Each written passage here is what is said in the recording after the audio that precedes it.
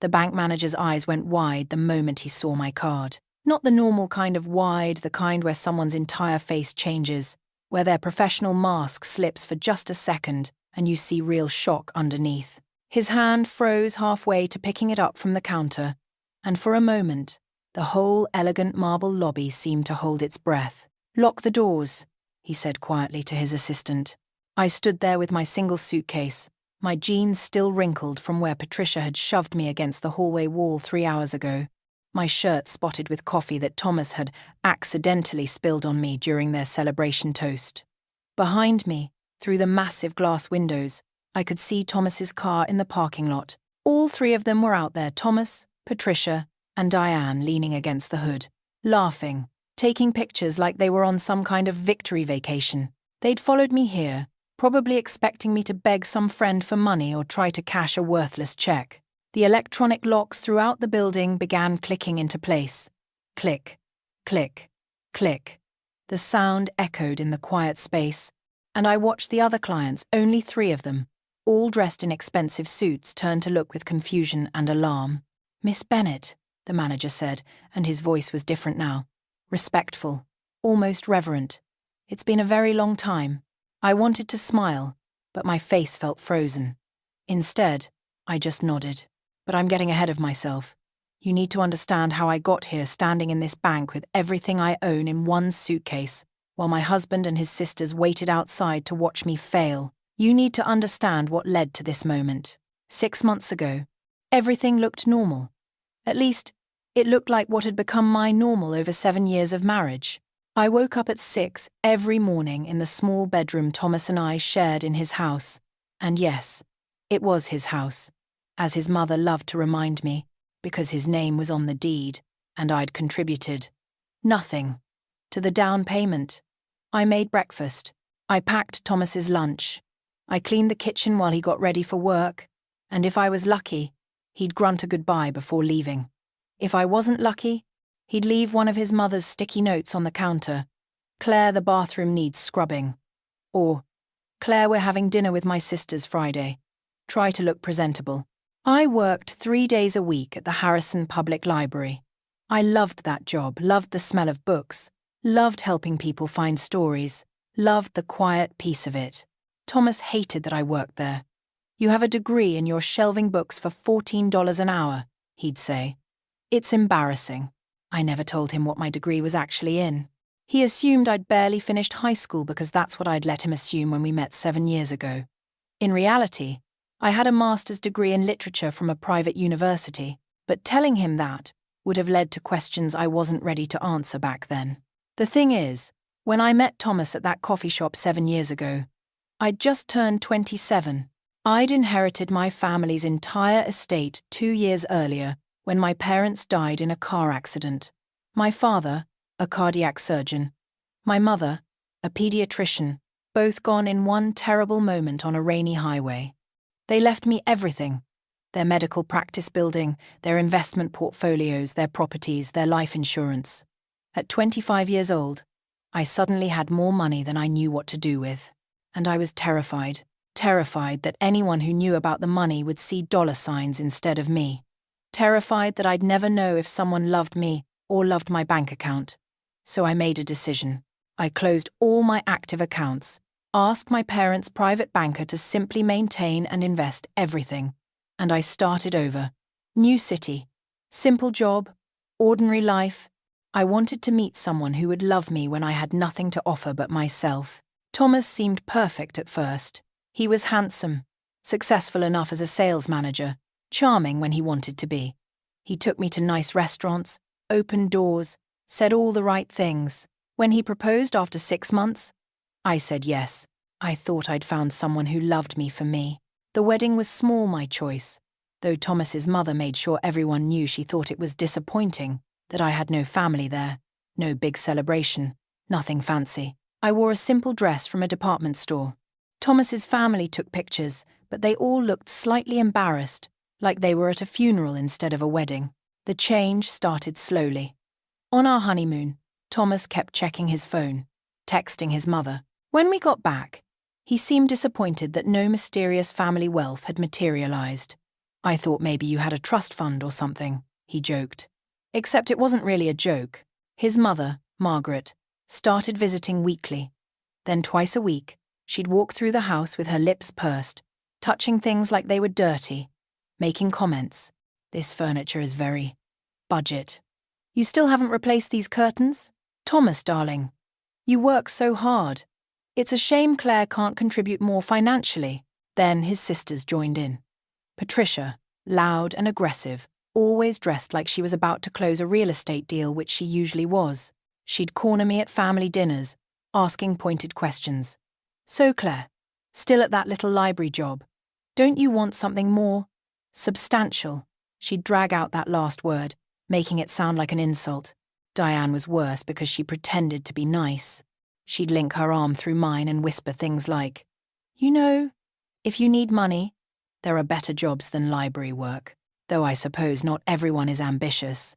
She'd post pictures on social media of her and Patricia with Thomas, caption things like, "Success runs in the family," with me carefully cropped out of every shot. I watched it all. I stayed quiet. I took mental notes. About 6 months ago, things escalated. Patricia started openly suggesting Thomas should divorce me. At Sunday family dinners, which I was required to attend, the four of them would sit around Margaret's dining table and discuss me like I wasn't there. "Thomas, you're almost 40, Patricia said one night, cutting into her steak. "Your best earning years are ahead of you. Why anchor yourself to someone who brings nothing to the table?" "She does bring something," Diane added sweetly. "She brings company, emotional support. Though honestly, Thomas, you seem pretty miserable." Thomas would shift uncomfortably but never defend me. Not once. He'd just shove food in his mouth and change the subject. Margaret was the worst. She'd look at me with cold eyes and say things like, "Claire, dear, have you thought about what your future looks like? Because from where I'm sitting, you're going to end up alone and broke when Thomas finally wakes up." I'd smile politely. "I'll be fine, Margaret. I always am." That answer seemed to infuriate her, like I knew something she didn't. Which, of course, I did. 3 days before they kicked me out, I overheard the phone call that confirmed everything I'd suspected. I was in the bedroom, folding laundry, when Thomas walked past talking on his cell. He didn't know I could hear him through the thin wall. "I'm done protecting her, Patricia. You're right. She's dead weight." His voice was cold, matter of fact, like he was discussing a failed business investment. "Mother already talked to a lawyer. If she won't leave on her own, we'll force her out. We'll say she abandoned the marriage or something." My hands shook as I held one of his shirts. 7 years. 7 years I'd spent with this man. Cooking his meals, cleaning his house, being insulted by his family, all to test whether someone could love me without money. And here was my answer. I walked to my dresser and opened the bottom drawer, pushing aside old sweaters until my fingers found the small leather wallet I'd hidden there 7 years ago. Inside was a single card, old, scratched, the numbers barely visible from age. A silver card from Silvercrest Private Banking, with a name on it that Thomas had never seen. Claire Elizabeth Morrison. I ran my thumb over the embossed numbers and made my decision right then. I was going to let them make their move. I was going to let them think they'd won. And then I was going to show them exactly who they'd thrown away. I just had to wait 3 more days. For the next 3 days, I played my part perfectly. I cooked breakfast, packed Thomas's lunches, smiled politely when Margaret called to remind me about proper grocery shopping techniques. But behind the scenes, I was preparing for war. Tuesday morning, while Thomas was at work, I went through every important document in the house. His bank statements, left carelessly on his desk, tax returns from the last 3 years, the mortgage paperwork from when he'd refinanced 6 months ago, something he'd told me was just getting a better interest rate. But the numbers didn't match that story. I photographed everything with my phone, uploading it all to a secure cloud account Thomas didn't know existed. Wednesday, I boxed up the few things that actually mattered to me: my mother's journal, my father's medical school ring, photos from before I'd ever met Thomas. I drove them to a storage unit across town and paid for 6 months in advance with cash. The teenager working the desk didn't even look up from his phone as I carried in 3 small boxes containing my entire previous life. Thursday morning, Patricia called. I could hear her through Thomas's phone in the kitchen as I washed dishes. "Tomorrow night," she said, her voice sharp with excitement. "We'll all come over, present a united front. Mother's already drafted the separation papers. We tell her she needs to leave. Give her no time to think, no time to plan. She'll be so shocked, she'll just go." "What if she fights it?" Thomas asked. He sounded nervous. "With what?" Patricia laughed. "She has nothing. No family, no money, no resources. Where's she going to go? What's she going to do? She'll crumble, Thomas. Women like her always do." I set down the dish I was washing very carefully, so I wouldn't break it. My hands wanted to shake, but I wouldn't let them. Women like her. As if Patricia knew anything about what kind of woman I was. Friday arrived. I knew what was coming. I'd prepared for it. But knowing something intellectually and experiencing it emotionally are 2 very different things. Thomas came home from work at 5:30, earlier than usual. "My mother and sisters are coming over for dinner," he said without looking at me. "We need to talk about some things." "Should I cook?" I asked, keeping my voice neutral. "No." He loosened his tie. "This won't take long." They arrived at 6. Margaret came through the door first, her expensive handbag clutched like a weapon. Patricia followed, wearing her power suit, heels clicking on the hardwood floor like gunshots. Diane brought up the rear, already holding her phone, probably ready to document my humiliation for her social media followers. "Claire," Margaret said, not quite greeting me. "Living room? Now." I walked into my own living room, except it wasn't mine, was it? It was Thomas's house, as they loved to remind me. They'd already arranged themselves like a tribunal. Margaret in the center of the couch, Patricia and Diane flanking her like bodyguards. Thomas stood awkwardly by the fireplace, unable to meet my eyes. "Sit," Patricia commanded, pointing to the single chair they'd left empty. The chair facing all of them. I sat. Margaret folded her hands in her lap, the picture of composure. "Claire, we need to discuss your marriage." "It's not working. For Thomas," Patricia added quickly. "It's not working for Thomas." I said nothing. I'd learned over 7 years that silence made them uncomfortable, made them talk more, reveal more. "You don't contribute financially," Diane said, ticking off points on her perfectly manicured fingers. "You dress poorly. You embarrass us at social events. You're holding Thomas back from achieving his full potential." Patricia pulled out her phone, swiping through screens. "Look at this. Thomas's bank statements from the last year. Do you see these numbers? Mortgage, utilities, groceries, everything all coming from his account. And what do you contribute? Maybe $600 a month from your little library job?" She said library job the way someone might say sewage treatment. "You're a financial parasite," Diane said, and her voice was almost gentle, like she was explaining something to a slow child. "And we've decided it needs to stop." Thomas shifted by the fireplace but stayed silent. My husband of 7 years, saying nothing while his family tore me apart. Margaret leaned forward. "We've consulted with a lawyer. This house is in Thomas's name alone. You have no legal claim to it. We're asking you to leave. Tonight," Patricia added with a smile. "We want you out tonight." The room was very quiet. I could hear the clock on the mantel ticking, could hear a car passing outside, could hear my own heartbeat in my ears. "You want me to leave right now?" I asked. "Yes," Margaret said firmly. "Pack your things and go." I stood up slowly.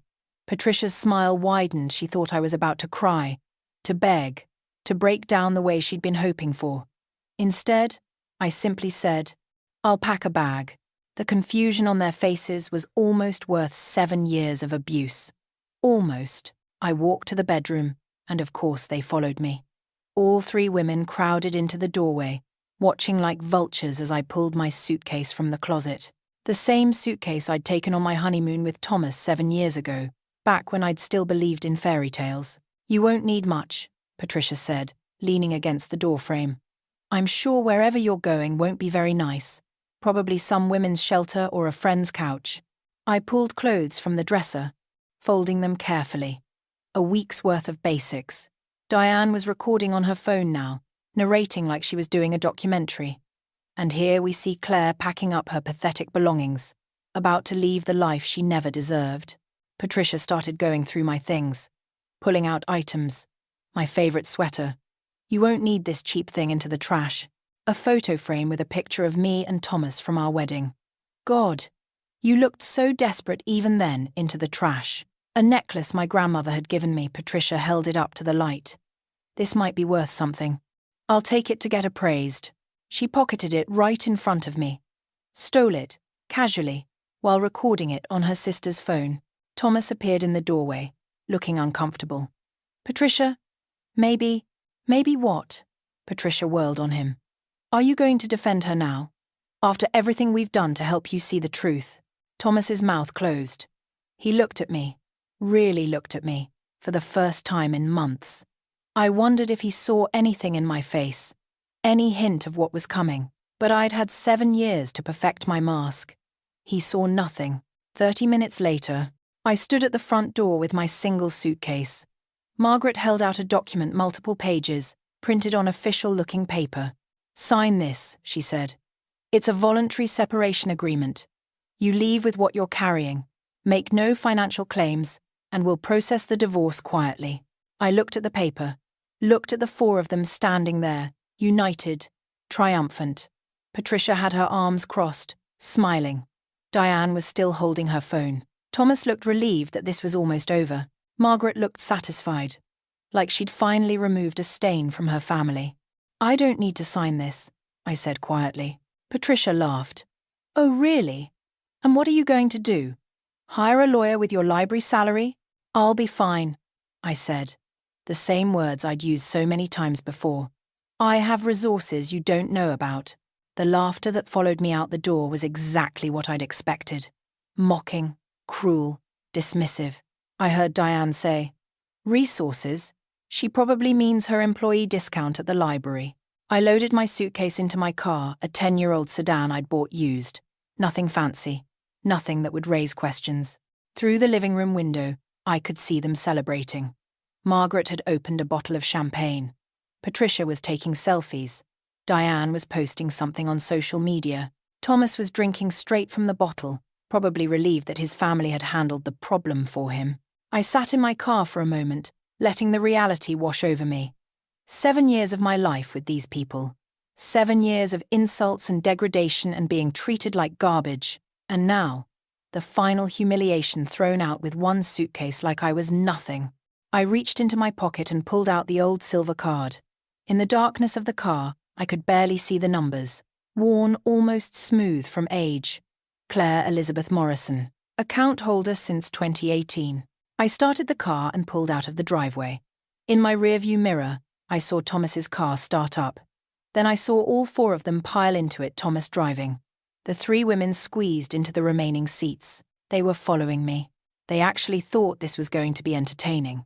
Thought they'd watch me go to some friend's house and beg for help, or try to check into some cheap motel I couldn't afford. They wanted to see the moment I realized I had nowhere to go. I drove toward downtown, toward the financial district where the banks turned into monuments to wealth, and I drove straight to Silvercrest Private Banking, with its marble facade and discreet gold signage. I parked in the lot. Thomas parked 3 spaces over. I could see all 4 of them in his car, laughing, pointing at me. Patricia had her phone out again, probably streaming this live to her followers. I grabbed my suitcase and walked toward the entrance. Behind me, I heard car doors opening, heard Patricia's voice. Where does she think she's going? That bank is for millionaires. I pushed open the heavy glass door and stepped into the elegant lobby. Cool air, soft lighting, the smell of expensive leather and old money. The few clients inside looked up with mild curiosity, and then I heard them burst through the door behind me, loud and completely out of place in this quiet, refined space. Where do you think you're going? Patricia's voice echoed off the marble walls.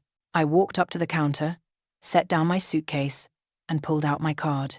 The young associate looked at it, confused by its worn appearance. And then Mr. Harrison Cole stepped out of his office. His eyes landed on that scratched silver card, and everything changed. The young bank associate, her name tag read. Jennifer held my card between two fingers like it might be contaminated. She was maybe 23, fresh out of college, probably still learning which clients mattered and which ones to politely redirect to the regular banks down the street. Ma'am, this card is very old, and I'm not sure. Don't waste your time with her. Diane's voice cut through the quiet lobby like a car alarm. She works at a library. She doesn't belong in a bank like this. Jennifer's eyes darted between me and the three people now standing directly behind me. I could feel Patricia's presence at my back, could smell her expensive perfume, could hear her breathing hard from excitement. She thought this was the grand finale of her victory. Thomas hung back near the door, looking increasingly uncomfortable. The other clients in the lobby, two older men in suits and one woman with a Hermes bag, had stopped their business to watch. This wasn't the kind of scene that happened at Silvercrest Private Banking. Jennifer opened her mouth to say something, probably to ask us all to lower our voices. When a door behind the counter opened, Mr. Harrison Cole stepped out, and I felt something in my chest unclench for the first time in 3 days. He was exactly as I remembered, silver hair perfectly trimmed, charcoal suit that probably cost more than Thomas made in a month, and those sharp blue eyes that missed nothing. He'd been my parents' private banker for 15 years before they died. He'd held my hand at their funeral. He'd helped me set up my entire plan 7 years ago, and he'd never once questioned my choices. His eyes landed on the card in Jennifer's hand, and his entire expression transformed. The professional mask slipped, showing genuine surprise, then recognition, then something that looked almost like relief. "Miss Bennet," he said, and his voice carried authority that made everyone in the lobby stand a little straighter. Then he corrected himself, using the name only he knew. Or rather, Miss Morrison. Patricia actually gasped behind me. Morrison. Her name is Bennet, Claire Bennet. Mr. Cole didn't even glance at her. Jennifer, please engage the security protocol. Lock all entrances and exits. Jennifer blinked, confused. Sir? Now please. She reached under the counter and pressed something. Throughout the building, I heard the electronic locks engaging. Click, click, click. The heavy glass doors, the side entrances, even the private elevator all sealed. The other clients looked alarmed. One of the older men stood up from where he'd been reviewing documents. What's the meaning of this? He demanded. We have a high-priority client matter requiring privacy, Mr. Cole said smoothly. My apologies for the inconvenience. This will take approximately 30 minutes, and then normal operations will resume. Behind me, I heard Patricia's voice rising in pitch. You can't lock us in here. This is illegal. This is false imprisonment. Madam, Mr. Cole said, finally looking at her, and his tone could have frozen water. You are on private property, and we have every right to secure our facility during sensitive client matters. If you'd like to file a complaint, you may do so in writing to our corporate office. Jennifer, please have security escort these individuals to the waiting area. We're her family, Diane protested, holding up her phone, which was still recording. We have a right to know what she's doing. You have no rights here whatsoever.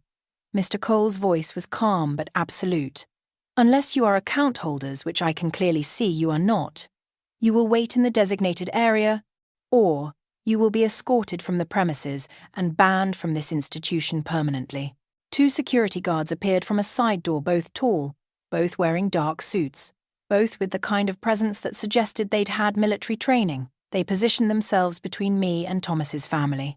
Patricia tried to push past them. This is ridiculous. She's nobody. She shelves books for minimum wage. Miss Morrison, Mr. Cole said, gesturing toward the hallway behind the counter. Would you please follow me to my office? We have much to discuss. I picked up my suitcase. My hand was steady now. Behind me, I heard Patricia arguing with the security guards, Diane's voice getting shrill, Thomas trying to calm them down, but I just walked forward, through the gate that Jennifer buzzed open, following Mr. Cole down a hallway lined with oil paintings and brass fixtures. His office was at the end, a large corner room with floor-to-ceiling windows overlooking the city. Mahogany desk, leather chairs, shelves lined with legal volumes and financial journals. He closed the door behind us, and suddenly, it was quiet. Peaceful. The shouting from the lobby was just a distant murmur. "Please sit," he said, gesturing to one of the chairs. I sat down, and for the first time since Thomas had announced his family was coming over, I felt like I could breathe properly. "Mr." Cole took his seat behind the desk, folding his hands and looking at me with something like paternal concern. 7 years, he said quietly. "When you asked us to close your active accounts and just maintain the principal with conservative investments, I wondered if we'd ever see you again." "I needed to know," I said, and my voice came out rougher than I intended. "I needed to know if someone could love me without knowing about the money, and I take it." He glanced toward the door where Patricia's voice was still audible. "The experiment didn't yield the results you'd hoped for?" I almost laughed, but it came out more like a choked sound. "They threw me out today, with one suitcase, called me a parasite. His sister stole my grandmother's necklace right in front of me. His mother had divorce papers drawn up. And Thomas—" I stopped, swallowed hard. Thomas stood there and said nothing. Not one word in my defense, in 7 years. Mr. Cole's expression hardened. "I see. And the people in my lobby? My husband, his 2 sisters. They followed me here thinking—" I shook my head. "I don't know what they thought. That they'd watch me fail. That I'd beg someone for money." "Well," Mr. Cole said, turning his computer monitor toward me, "I think we should show them exactly who they've been dealing with." The screen displayed my account summary. I hadn't looked at these numbers in 7 years. The trust fund my parents had left me $1.2 million initially had grown. Mr. Cole's investment team had done their job well. Primary account balance, $1,547,382.19. Below that, a list of investment accounts, each with 6-figure balances. Property holdings, 3 rental properties that I'd forgotten I owned. Stock portfolios, bonds, assets I'd inherited and never touched. "Your conservative investment strategy has yielded approximately a 32% return over 7 years, Mr. Cole explained. Your current net worth, including properties and all liquid assets, is approximately $1.8 million. I stared at the numbers. $1,800,000, almost $2 million, while Thomas and his family had spent 7 years calling me worthless. "The accounts are solely in your name?" I asked, though I knew the answer. "Absolutely. Your maiden name, Claire Elizabeth Morrison. We set this up very carefully 7 years ago, remember? Legally separate from any marital assets. Your husband has no claim to any of this." A knock on the door interrupted us. Mr. Cole pressed a button on his desk. "Yes?" Jennifer's voice came through an intercom. "Sir, the individuals in the lobby are becoming increasingly agitated. The woman Patricia is threatening to call the police. The man, I believe," he said he's Miss Bennett's husband, "is demanding to see her." Mr. Cole looked at me. "What would you like to do? I can have them removed from the premises. Or," he paused, a slight smile touching his lips, "would you like them to witness what happens next?" I thought about 7 years of Sunday dinners where they discussed me like I wasn't there. 7 years of being called stupid, worthless, a burden. I thought about Patricia's face as she threw my belongings in the trash. Diane recording my humiliation. Thomas's silence. "Let them see," I said. "I want them to understand exactly who they threw away." Mr. Cole nodded and pressed another button. "Jennifer, please prepare conference room A. Have someone bring up all documentation for Miss Morrison's accounts I want. Printed statements, property deeds, investment portfolios, everything. Also, call Marcus Chen from our legal department and Alan Price from accounting. Tell them it's urgent." "Yes, sir." "And the people in the lobby? Inform them that Miss Morrison has requested their presence for a brief meeting. They're to be escorted to the conference room in 15 minutes. Make it clear, this is not optional." He released the button and looked at me. "Are you certain about this? Once they see the truth, you can't take it back. Your privacy will be gone." "I don't want privacy anymore," I said. "I'm done hiding. I'm done pretending to be less than I am so other people feel comfortable. They wanted to know what resources I have. I'm going to show them exactly what resources I have." Mr. Cole stood and walked to a cabinet, pulling out a small black box. Inside was a new platinum card, pristine, heavy, with my name embossed in raised letters. Claire Elizabeth Morrison. Your new primary access card, he said, handing it to me. Welcome back, Miss Morrison. I held the platinum card in one hand and the old scratched silver card in the other. 7 years between them. 7 years of pretending, testing, hoping. 7 years that had just ended. From somewhere in the building, I heard Patricia's voice. 15 minutes? 15 minutes for what? What could that nobody possibly have to discuss that requires 15 minutes? I set both cards on Mr. Cole's desk and looked at him. I need a lawyer. The best divorce lawyer money can buy. And I need to know what legal options I have against people who threw me out of my home with no notice, who stole my property, and who... I stopped, remembering something. Mr. Cole, can you access Thomas's banking records? If there's cause, why? He refinanced our house 6 months ago. Took out $75,000 in equity. But I never saw that money. And our bills didn't change. Where did it go? Mr. Cole's eyes narrowed. That's a very good question. Alan Price is our forensic accountant, one of the best. If that money went somewhere it shouldn't have, he'll find it. Another knock. Jennifer again. Sir, legal and accounting are on their way up, and the individuals in the lobby are asking how much longer. Tell them 10 minutes, Mr. Cole said. Tell them Miss Morrison is reviewing important financial documents, and will meet with them shortly. He looked at me. Are you ready for this?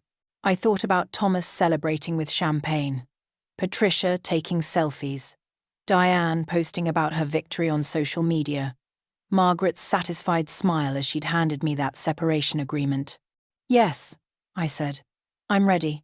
Within 20 minutes, Mr. Cole's conference room had transformed into something that looked like a war room. A long mahogany table dominated the space, and spread across it were documents I hadn't seen in 7 years, account statements, property deeds, investment portfolios, all bearing my name, my real name.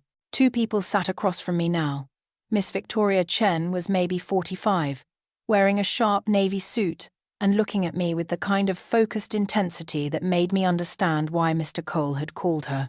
I specialize in high-net-worth divorces, she'd said when we shook hands, particularly cases involving financial deception.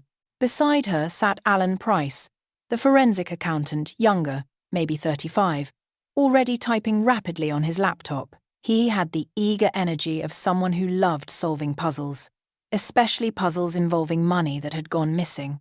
Before we bring them in, Miss Chen said, I need to ask you something crucial. Today, when they forced you out, did you sign anything? I pulled the wrinkled papers from my jacket pocket, the voluntary separation agreement Margaret had tried to make me sign. Miss Chen took it, read it quickly, and something like satisfaction crossed her face. You didn't sign it, she said. No, good. Because this document is spectacularly stupid from a legal standpoint. She passed it to Mr. Cole. This essentially admits they engaged in constructive eviction, forcing a spouse from the marital home without notice, without due process, and without any assets. This isn't just grounds for divorce. This is evidence of abuse. Alan looked up from his laptop. Miss Morrison, you mentioned your husband refinanced your home 6 months ago. Yes. He said it was for a better interest rate, but the monthly payments went up, not down. Do you know which bank? First National. I saw the paperwork on his desk. Alan's fingers flew over the keyboard. I'm accessing public records now. Refinance, in May of this year. Original mortgage of $185,000. New mortgage of $260,000. That's $75,000 in extracted equity. He looked up. Did you see any of that money? New cars, home improvements, investment accounts. Nothing. Everything in the house is the same. His car is the same. He didn't mention any investments. Then where did it go? Miss Chen asked. But she was looking at Alan. That's what I'm going to find out. Alan pulled up another screen. I'm checking his bank records, yes, here. A deposit of $75,000 hit his checking account on May 15th, and then he paused, scrolling. 3 days later, the entire amount was withdrawn. Not transferred, Withdrawn. Cashier's check made out to. His eyes widened. Beacon Real Estate Holdings, LLC. That's Patricia's company, I said quietly. His sister. She's a real estate agent. She was complaining about business being slow around that time. Miss Chen and Alan exchanged a look that made my stomach tighten. Miss Morrison, miss, Chen said carefully. Did your husband tell you he was taking money from the marital home, an asset you have legal rights to as his spouse, and giving it to his sister's failing business? No, I didn't know until right now. Then we're looking at financial infidelity, asset hiding, and potentially fraud. Miss Chen made notes on her legal pad. If he didn't disclose this to you, and especially if he actively hid it, that's a serious violation of fiduciary duty in marriage. There's more, I said, pulling out my phone. I recorded conversations over the last 6 months. Patricia and Diane coaching Thomas on how to get rid of me. Thomas talking about making me leave. All of it. Miss Chen's eyes lit up. You recorded them? I'm in a one-party consent state for recordings, right? You are, which means those recordings are completely legal and admissible. She held out her hand. May I? I handed her my phone. She plugged it into her laptop and started reviewing files. I'd recorded dozens of conversations, Sunday dinners, phone calls I'd overheard, Patricia's cruel comments, every piece of evidence I'd need. After a few minutes, Miss Chen looked up. This is a prosecutor's dream. Not just for divorce court. Some of these conversations border on conspiracy. Patricia actively coaching your husband to force you out, discussing how to hide assets, planning how to make you leave with nothing. She paused. You mentioned she took jewelry. My grandmother's pearl necklace. A ruby ring. She claimed she bought them at an estate sale, but I saw her wearing my grandmother's necklace at dinner. It has a distinctive clasp, custom made. Do you have photos of the original jewelry? Yes. In my cloud storage. Photos from years ago, wearing them. Alan spoke up. That's theft. Clear cut. If we can prove those items were yours and she took them, that's criminal charges. Mr. Cole, who had been listening silently, finally spoke. I believe it's time to bring them in. They've been waiting 30 minutes now, and according to my security team, they're getting quite agitated. Miss. Chen closed her laptop. Before we do, Miss Morrison, I need you to understand what's about to happen. Once we show them the truth, there's no going back. Your marriage is over. But from what you've told me, it's been over for years. The question is whether you want to handle this quietly or whether you want them to face consequences. I thought about Patricia's hands rifling through my belongings, throwing my things in the trash. Diane's phone recording my humiliation. Margaret's cold satisfaction. Thomas's silence. Consequences, I said. I want them to face consequences. Miss Chen nodded. Then let's give them a reality check they'll never forget. Mr. Cole stood and walked to the door. He spoke quietly to someone outside, then returned to his seat. They're being escorted up now. Security will remain in the room, standard protocol for confrontational meetings. We waited. I could hear footsteps in the hallway, Patricia's voice getting louder as they approached. Absolutely ridiculous. Making us wait like common criminals. When I find out what kind of scam she's trying to pull. The door opened. 2 security guards entered first, then Thomas, looking pale and confused. Patricia strode in like she owned the place, Diane right behind her recording on her phone. They stopped dead when they saw the setup, the conference table covered in documents. The lawyers, Mr. Cole sitting at the head like a judge, and me, sitting calmly at the other end, no longer looking like the woman they'd thrown out hours ago. Sit down, Miss Chen said, her voice carrying absolute authority. Who are you? Patricia demanded. I'm Victoria Chen, representing Miss Morrison in her divorce proceedings. This is Alan Price, forensic accountant, and you've already met Harrison Cole, senior private banking manager. Sit down. Now. Something in her tone made even Patricia obey. They took seats on the opposite side of the table. Thomas wouldn't look at me. Diane kept her phone up until one of the security guards stepped forward. No recording, he said quietly. Hand over the phone or leave. Diane clutched it. This is America. I have rights. This is private property, Miss Chen interrupted. You have the right to leave. That's your only right here. Phone. Now. Diane reluctantly handed it to the guard, who powered it down. Miss. Chen stood and walked to a large screen mounted on the wall. She pressed a button, and an image appeared. My birth certificate. Let's start with introductions, miss, Chen said. You've spent 7 years knowing this woman as Claire Bennett. Poor girl from nowhere. Library worker. Financial burden. Allow me to introduce you to Claire Elizabeth Morrison. Click. The next slide showed my parents' obituary from 8 years ago. Dr. Richard Morrison, cardiac surgeon. Dr. Anne Morrison, pediatrician. Died in a car accident, leaving their entire estate to their only daughter. Patricia's face had gone very still. Thomas was staring at the screen like he couldn't process what he was seeing. Click. The inheritance documents. Initial inheritance. $1.2 million in liquid assets, plus properties, medical practice holdings, and investments. Diane made a small sound, like all the air had left her lungs. Click. My current account statement, the numbers large and undeniable. $1,547,382.19. Current primary account balance, Miss Chen continued calmly, plus additional investment accounts, 3 rental properties, and various assets, bringing Miss Morrison's total net worth to approximately $1.8 million.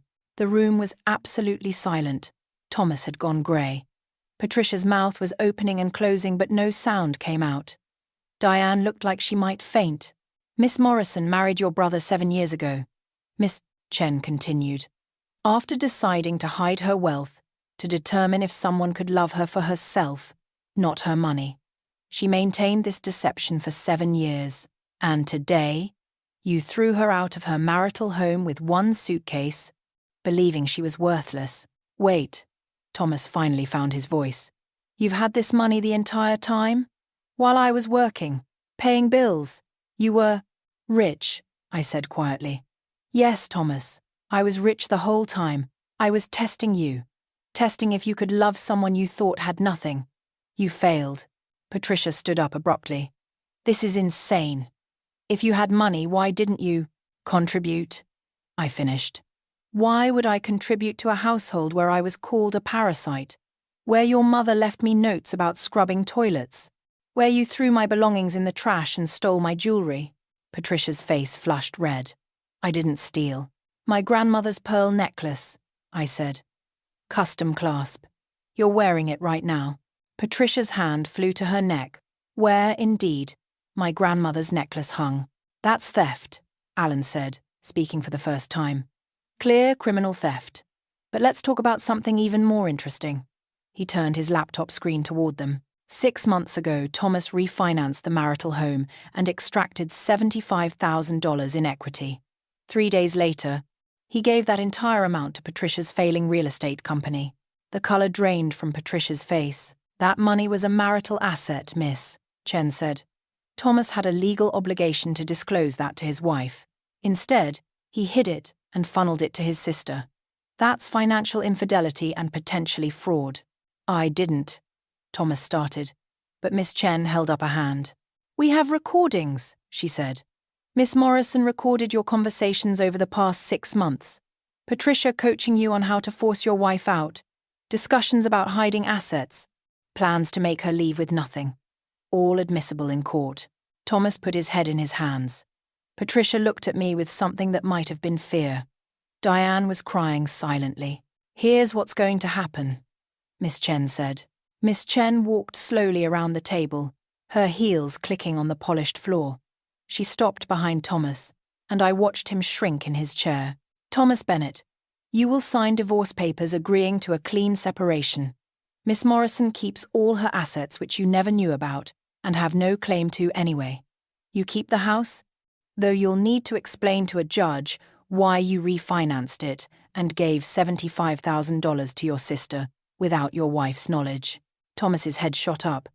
But I'll have to pay that back the mortgage payments. You should have thought of that before committing financial fraud, miss, Chen said coldly.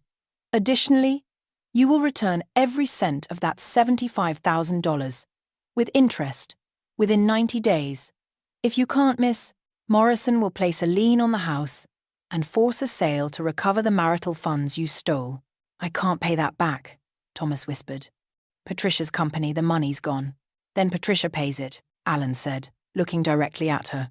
Because if she doesn't, we file charges for conspiracy to commit fraud, theft by deception, and conversion of marital assets. Those are felonies, Miss Bennet. Plural. Patricia's facade finally cracked. You can't prove I knew the money was. We have recordings of you telling Thomas to hide assets, I said quietly. We have you on tape coaching him on how to force me out so he could keep everything.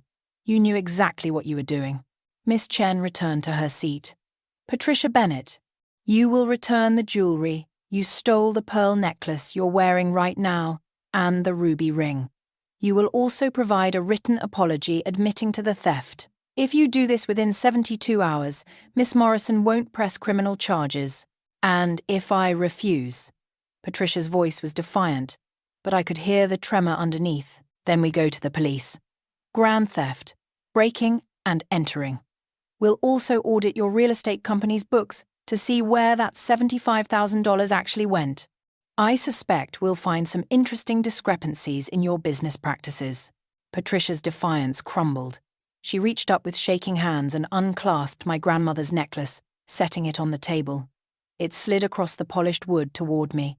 Miss Chen turned to Diane. You recorded Miss Morrison's humiliation on your phone.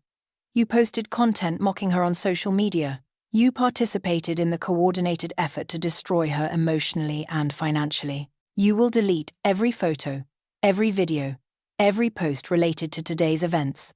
You will also post a public apology. A public apology? Diane's voice was small. But my followers should know what kind of person you really are, I said. You built your social media presence on tearing other people down. Consider this your first honest post. Mr. Cole, who had been quietly observing, finally spoke. There's one more matter to address. He looked at Thomas.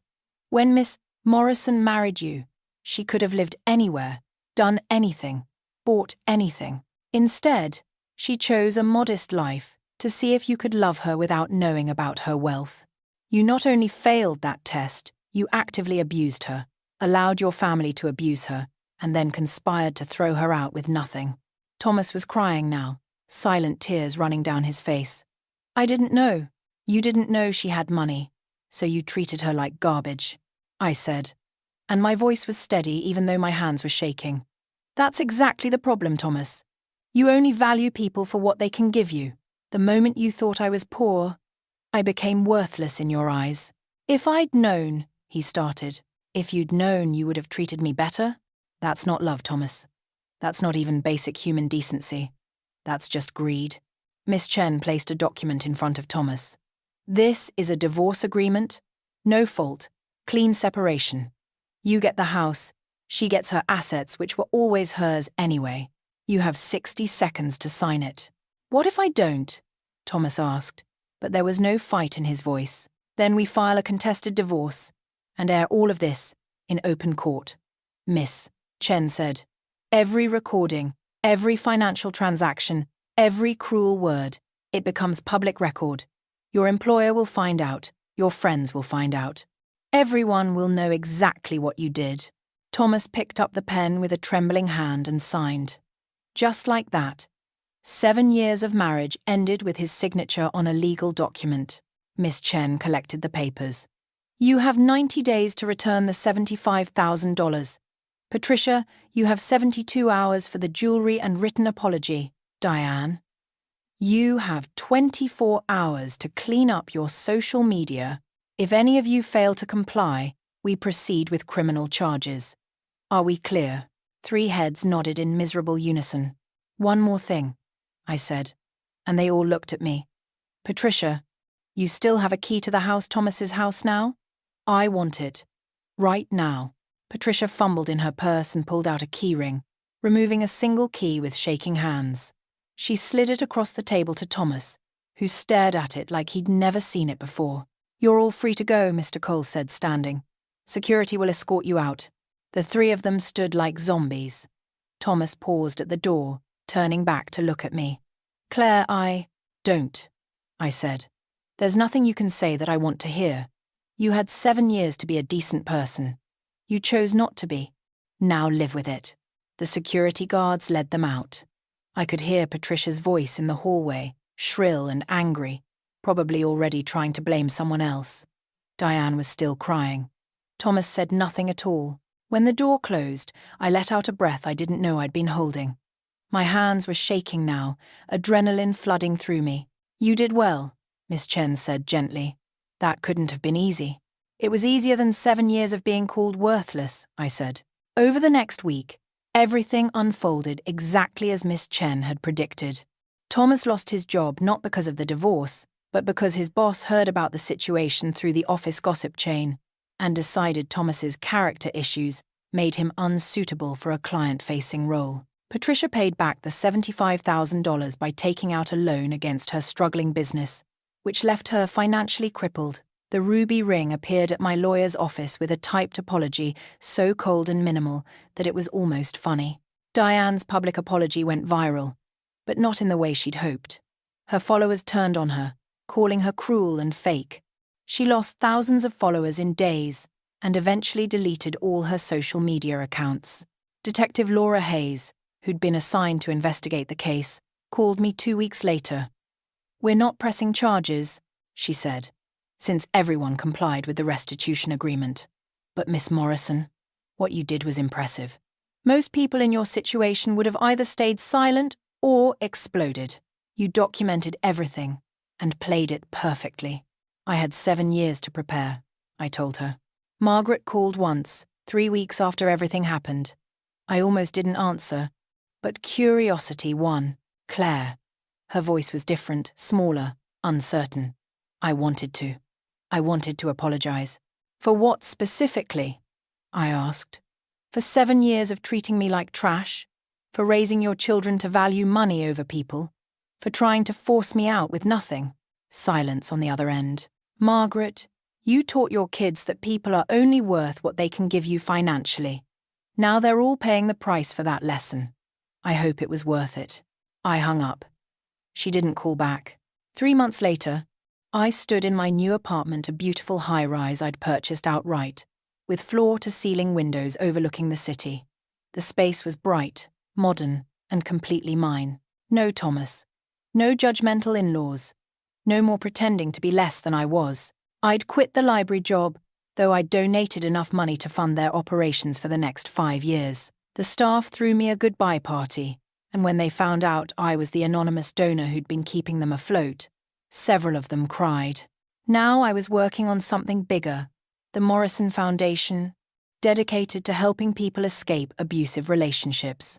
I'd hired a small team, rented office space, and started processing applications. The first grant recipient was a woman who'd been thrown out by her husband with 2 children and nowhere to go.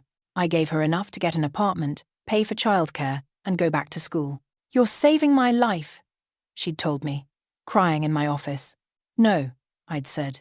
"You're saving your own life. I'm just giving you the tools to do it." On a Sunday morning, Sunday, which used to mean mandatory family dinners with the Bennetts, I sat at my window with expensive coffee and my laptop. I was reviewing applications when my phone buzzed. An email from Thomas. Subject: "I'm sorry. I almost deleted it without reading." Almost. But something made me open it. The email was long, rambling, full of excuses. He was in therapy now. He'd realized what he'd done wrong. He understood why I'd tested him. He wished he could go back and do everything differently. He claimed he'd loved me. Really loved me, but he'd let his family poison him against me. I read it once. Then I deleted it. There was no going back. Some things, once broken, couldn't be fixed. And honestly, I didn't want to fix it. That marriage, that version of me who'd accepted so little she was gone. I'd mourned her and moved on. My phone rang. An unknown number. I answered cautiously. "Miss Morrison, this is Jennifer Chen, Victoria's daughter. Mum wanted me to call you. There's a woman who came into our office today, says her husband kicked her out yesterday with just her clothes. Mum thought you'd want to know. I'll be there in 30 minutes, I said. I grabbed my coat and keys, catching sight of myself in the mirror by the door. I looked different now, stood differently, held my head higher. The woman looking back at me wasn't pretending anymore. On my desk, in a simple frame, sat that old scratched silver card next to the new platinum one. A before and after. A reminder of the price of truth and the cost of hiding. As I locked my apartment door, I thought about that woman coming to Victoria's office, probably scared and lost, and thinking she had nowhere to go. I thought about how many people were out there right now, being told they were worthless by people who should love them. And I thought about how much power there was in knowing your own worth, regardless of what anyone else said. The elevator doors opened, and I stepped inside. My reflection showed a woman who'd been tested, broken down, thrown away, and had come back stronger than anyone expected. Sometimes the people who throw you away are doing you the biggest favor of your life. Thomas and his family had spent 7 years trying to make me believe I was nothing. Instead, they'd taught me I was everything. And that was a lesson worth $1.8 million and 7 years of my life. A lesson I'd now spend the rest of my life teaching to others who needed to hear it. The elevator descended, carrying me toward my next chapter. Behind me, the old life was gone. Ahead of me, everything was possible. And for the first time in 7 years, I was finally, completely free.